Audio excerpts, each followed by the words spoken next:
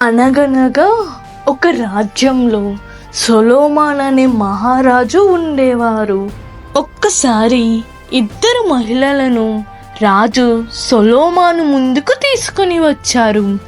ఈ ఇద్దరు మహిళలకు ఒకే బిడ్డ విషయంలో గొడవ జరిగింది. ఇద్దరు మహిళలు తనే బిడ్డకు తల్లినని చెప్పుకుంటున్నారు. ఒక మహిళ, ఓ రాజా, నేను పాప తల్లిని అని చెప్పింది.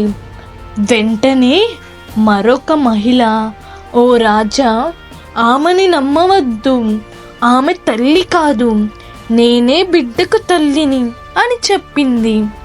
రాజు సొలొమోన్ అయోమయంలో పడ్డాడు.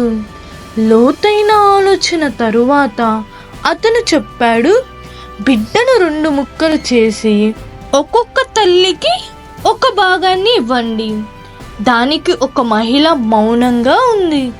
మరొక మహిళ ఏడుస్తూ, ఓ రాజా, ఆ బిడ్డను ఆమెకే ఇవ్వండి, బిడ్డను బతకనివ్వండి అని చెప్పింది. రాజు ఏడుస్తున్న తల్లికి బిడ్డకు అప్పగించారు. ఈ కథలో మనకి తెలిసిన నీతి ఏమనగా, సత్యము ఎప్పుడూ గెలుస్తుంది.